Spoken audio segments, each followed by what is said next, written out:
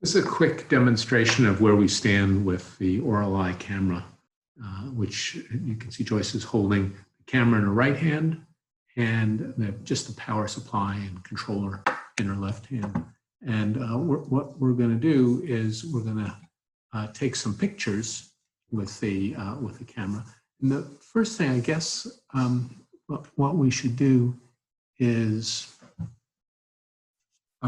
we should start, I guess that's a good idea. Let me share the screen and say that we're going to start the OE window app, which will bring up the software that controls the camera. And right now it's just initializing the connection to the camera.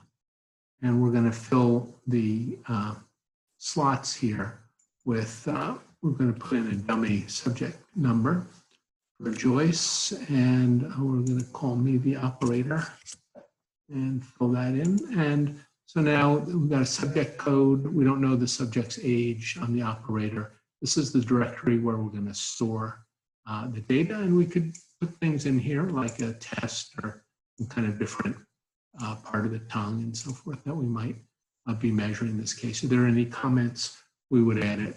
We would add them over there. And then to get started, I'm going to switch back to Joyce, the view of Joyce at this point. And I'm going to just show you what the camera looks like when we turn the white light on. And then I'll turn on, the camera's going to have a white light, and then we're going to do the blue light, and then we're going to actually make a picture with the light turned off. And those controls are also visible on the controller itself. When we're ready, we're going to capture an image. So we would initialize the camera, but that's already been done. We're going to turn on the previewer. We're not going to bother looking at the pictures afterwards because on the local screen, we're going to look at them up on the network, up in the cloud where they're going to get stored. And this is, we're going to take 3 images. That's the usual. We're going to take a quick short wavelength image, a blue image, white image, and then with the image off. So the way we do that is we first preview, turn on the preview, and that's going to, after a couple of seconds, that brings up an image on the screen, and you can see that's Joyce taking a picture, sort of arranging it. Mm-hmm. This part is going to get much better. This part here, we're going to put it on a holder and so forth. Joyce has to hold it now with her hands, and you're ready, right, Joyce?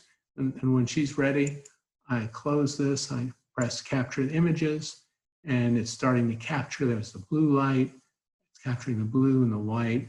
And then off, and they've actually been captured at this point, and we're processing them, and they're being stored locally in this directory over here on the local computer.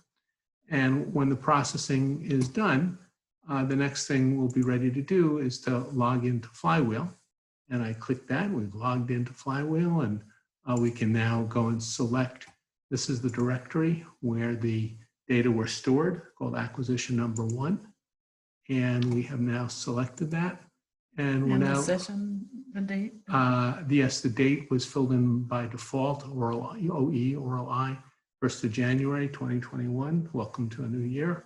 And now we just click upload, and we get some information that, it's finding the subject identity, and subject was found, and so forth. And putting, it's now doing the upload. These are pretty big images. It takes a little bit.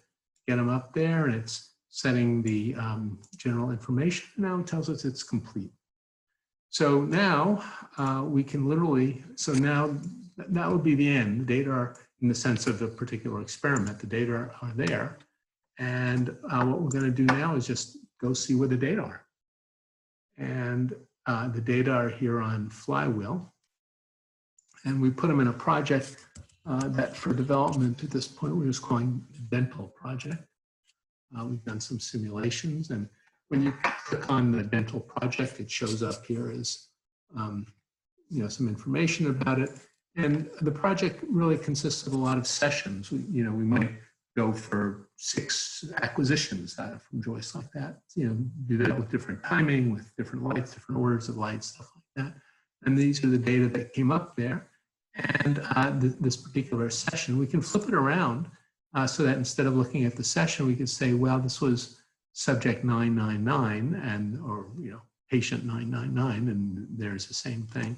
So there's the data. And what got put up there were the raw data from the camera that we're going to process, and also images that were taken.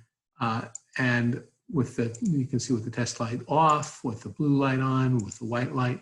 And we can have a look. For example, this is what the image looked like with the white light. Nice tongue, classic American tongue.